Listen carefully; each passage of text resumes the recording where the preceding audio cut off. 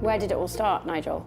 So for myself, I mean, I actually got involved in extremism when I was just a young lad, 15 years of age, got recruited at school. But then the next 6 months, it was quite a radicalisation process. You would describe it as you being groomed.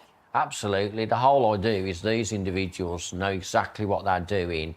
They find a vulnerability, they find a need or a want, and they'll just build on it. What were the sort of things that you felt about society and about other races? I started to feel, well, you know, white people don't have a voice. So you were a white supremacist? Yeah, I became a Nazi.